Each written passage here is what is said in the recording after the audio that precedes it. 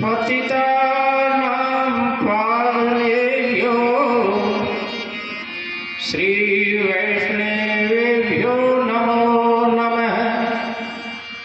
भक्त भक्ति भगवंत गुरु चतुर्नाम बपुएक, इनके पद वंदन किए नासई गण अनेक। चारे जुगन में भक्त जे तिनके पद की धूर, सर्वस सिर धरि राखियो मेरी जीवन मोर।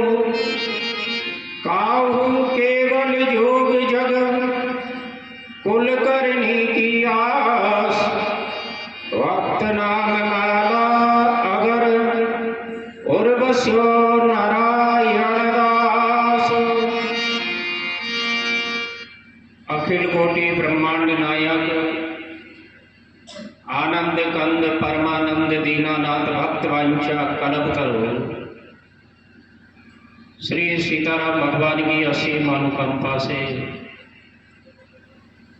सत्संग का दिव्य आयोजन भगत परिवार के कर कमलों के द्वारा करवाया जा रहा है। अतः इस कार्यक्रम में पधारे हुए श्रद्धालु भक्तगण, मातृशक्ति व बाल समाज, थोड़ी देर पूर्व आपने जैसे ही हमने इस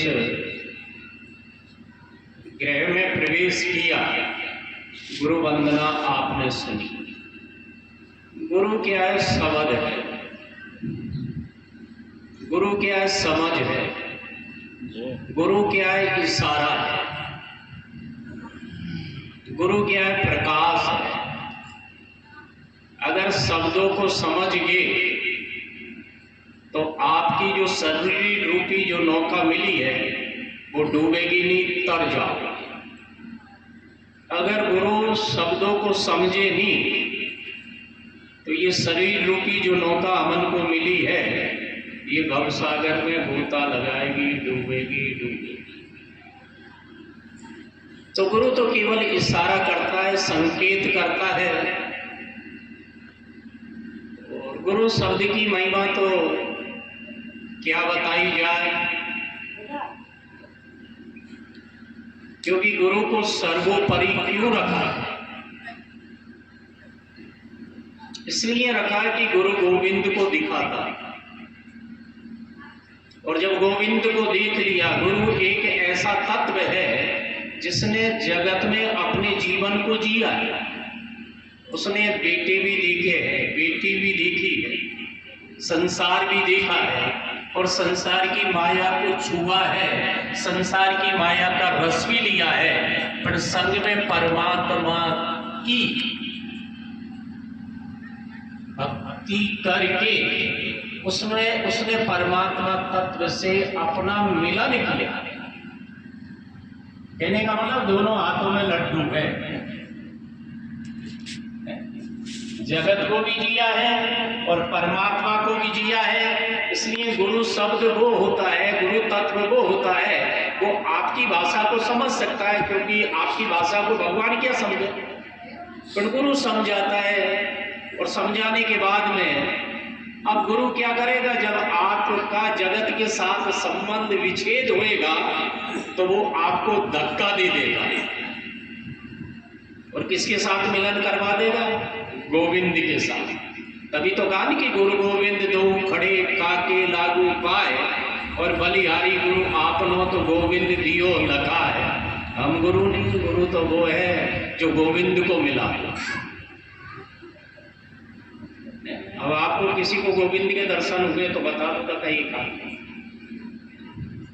मिली हो तो बता दो सब। अब जो गोविंद को मिलावे वही तो गुरु है। और नहीं मिले तो चलो, अगर हम सच्चे मार्ग में चल रहे हैं, भजन के मार्ग में चल रहे हैं, हमारे जीवन में अगर धीरे धीरे विकार कम हो रहे हैं, बुराइयां जीवन से छोड़ के जा रही है, तो गुरु तत्व हृदय में प्रकट हुआ।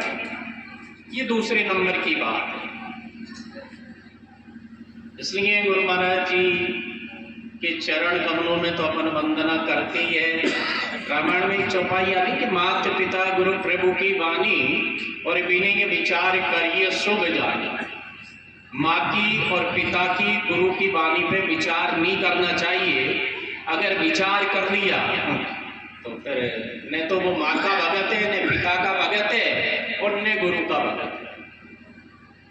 पर न तो कोई माँ की बात माने, न कोई पिता की बात माने और न गुरुजनन की बात माने। साहब के वो ही है वैसे है गुरु जी माने कोई आपकी बात?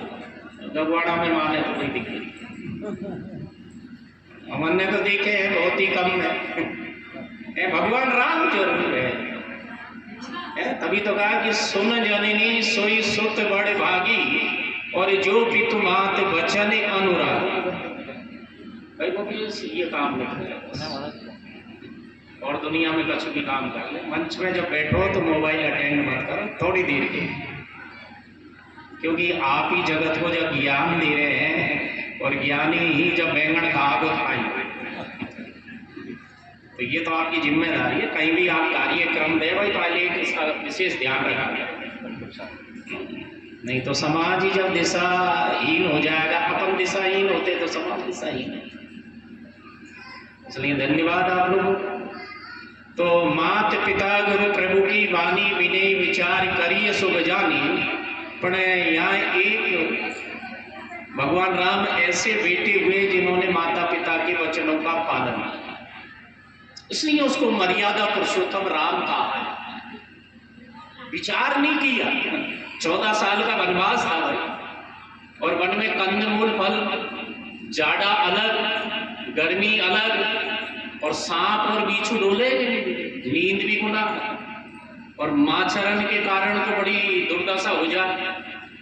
अलवर और उधर जाओगे आप यूपी में, रात भर लोगों को नींद नहीं आती है मच्छरों के कारण।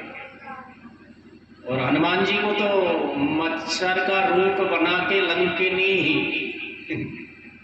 लंका में जब प्रवेश करते तो लंकिनी ने कहा मशक समान रूप कपि धरी,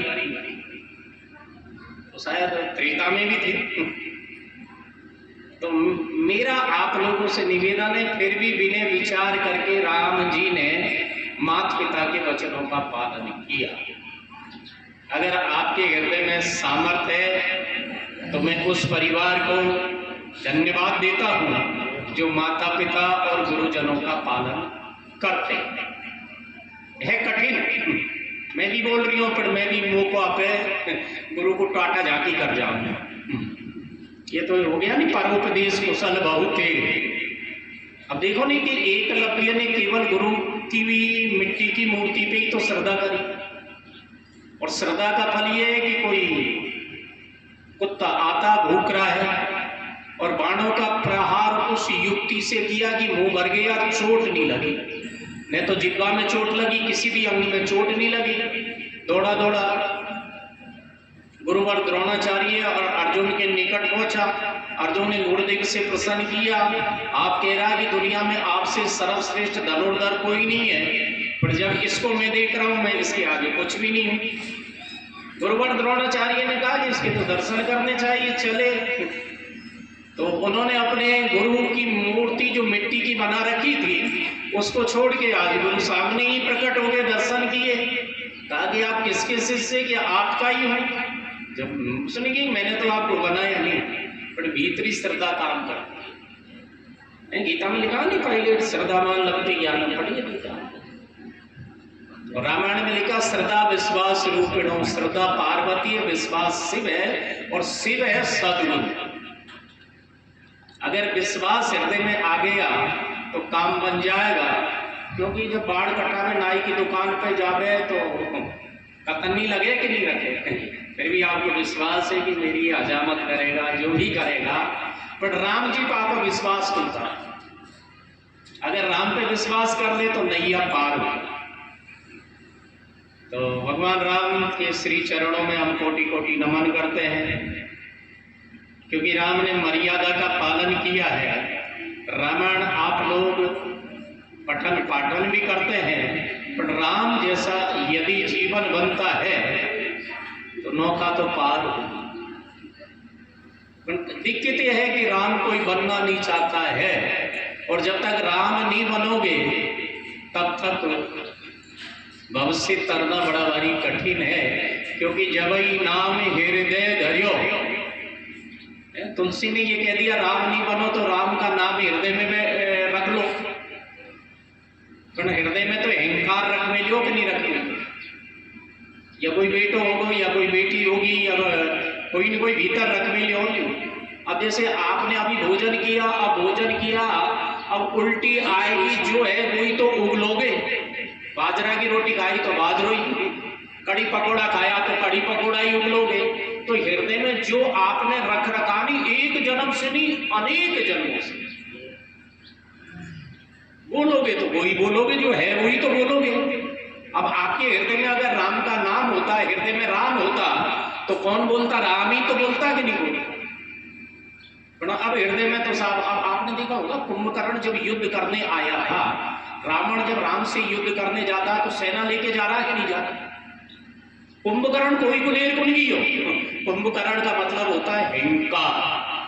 और आपने देखा होगा कि आप जब भजन कर लेते, तपस्या कर लेते, यज्ञ कर लेते, जो भी करो तो अहंकार आता है कि नहीं आता? अभिमान आता है, भाई मैं नहीं शोकरी उसका। तो कुंभकर्ण तो अकेला ही बहुत है। और गीता कहती है अहंकार विमूढ़ आत्मा, जब तक जीवन में अहंकार की झलक है तब तक मूढ़ता है, जड़ता है। मेरा आप लोगों से निवेदन है, अहंकार तो मिटे गुड़िया पक्की बात। बच्चा जब रोवे लग जावे तो जब तक वो खिलौनो मैया नहीं देवे तो रोबो बंद थोड़ी करे। अब चलो थोड़ा सा हम भगवान को नाम ले लेंगे, अब हमन को राम जी खिलौनो दे दे। खिलौना करना ही बेटा बेटी दे दियो, परिवार दे दियो, मकान दे दियो, नौकरी दे दी या दे दियो। अब खेलते खेलते आप भूल जावा कि नहीं भूल जावा? देवाड़ा को भूल जावा और बाकू ही सच मान में लग जावा। बस बीमारी आई है। अब देवाड़ा की याद आ जावे तो नौका पार हो जावे कि नहीं हो जावे? अब एक सी कथा है, अभी में बहुत सारे लोग को गीत भी गाना पड़ेगा, आपको भी गाना पड़ेगा, पर देवाड़ो अगर याद रहेगा तो कोई दिक्कत हुई। तो कहने का मतलब देवाड़ा को नाम ही याद रह जा जब भी काम कर जा। उसे हुई तो गुरु शब्द कहते होंगे भाई पायलट हो, कोई और है क्या? कोई आकाश की बिक्री हो तो बता दे भाई।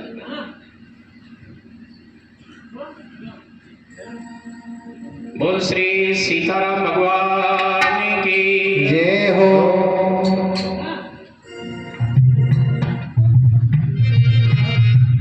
चार पैर धंधे गयो तो तीन पैर गयो सो, एक पैर हरि भजन बिने कैसे मुक्ति हो।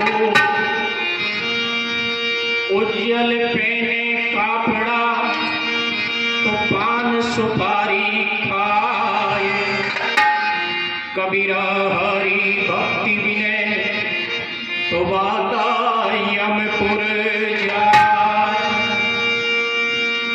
ये भी शायद कड़वे शब्द है, और साथ ही ये लिख दी भाई महापुरुष ने। कभी कभी माँ अपने बेटे से कड़वा बोलती है कि नहीं बोलती है? क्यों बोलती है? डॉक्टर कड़वी दवाई देता कि देता कि नहीं देता? क्यों देता है? कभी अपने से पूछा करो भाई, ये साधु कड़वे क्यों बोले? वो हमारे लिए बोले, इसलिए बोले कि आप और हम बेगेले चल रहे हैं। अगर गेले लग जाए कड़वा सू, आदमी अपनी मंजिल को पाले तो कड़वा सत में बदलेगा कि नहीं बदलेगा? वो अमृत है।